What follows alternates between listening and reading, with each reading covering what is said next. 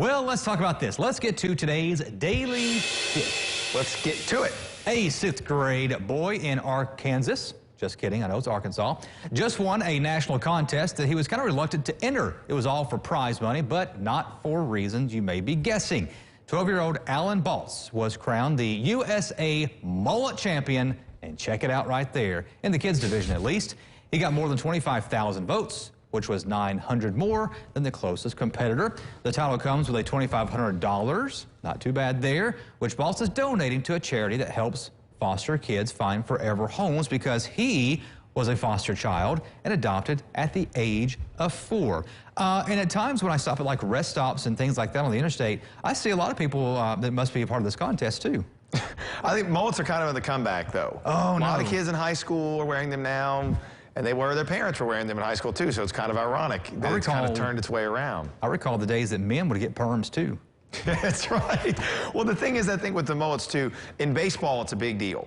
Because having that hair hanging out the back of your hat is kind of a look now. Even in the major leagues, a lot of players have that. The coolest thing about that, too, is the fact that, you know, I think he had fun with it, but that money's going to go to charity. Yeah. And it's in a position that he was in as a young kid. He was 4. He probably doesn't remember a lot about that. But for him to have that heart and for his family to do that while having fun, I brought it up earlier, it's just so much maintenance to have that much hair. You know what I mean? He curled it. It's curled. It looks like, yeah. It wasn't necessarily a perm, but it looks curled, huh? Hey, what about this story, Joe? This is a cool one. You have to watch this, everybody. A TV reporter in Michigan was sent to cover the opening of a skateboard park, but he had a lot of fun with it. This is how it went. Take a listen. With everyone and trying his best to basically show them exactly what to do. As far as Chandler Skate Park, they'll be done in about the next 10 days or so.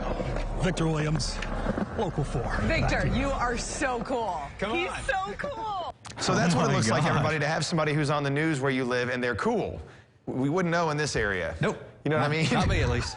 No, that is really cool. So that's Victor Williams. He lives up in Detroit, and he's been skateboarding since he was 8 years old. Now he's a news reporter in Michigan, and naturally, it took seconds for this clip to go viral with tens of thousands of likes on Twitter, and it's getting even more than that as far as the retweets, the likes.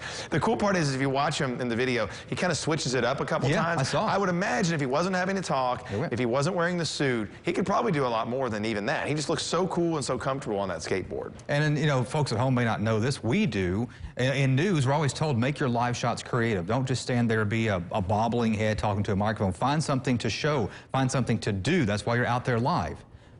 There you go. I'd also imagine whenever it came up that day that they said, hey, they're going to open a new skate park. We need somebody to go live. He was just like, ooh, ooh, ooh. Me.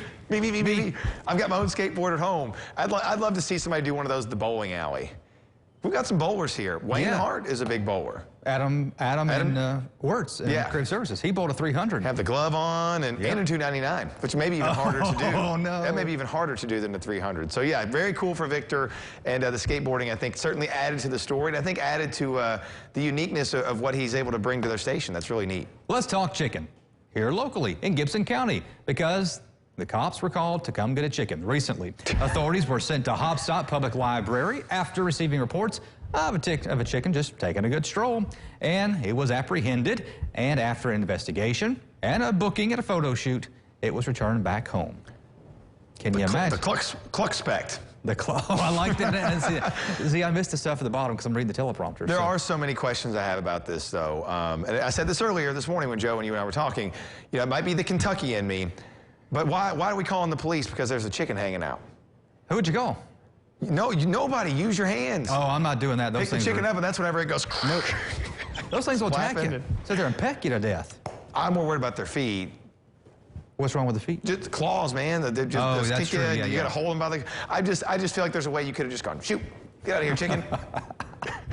Call the police. You would think so. And good for that officer, by the way. It is kind of funny. It's very cool. Oh my gosh. Looks like a skunk on that picture. Worth noting, by the way, it's Chicken Cacciatore Day as well as we celebrate and roasted pheasant too. Some food things heading into the weekend. I think we thought maybe this chicken knew ahead of time.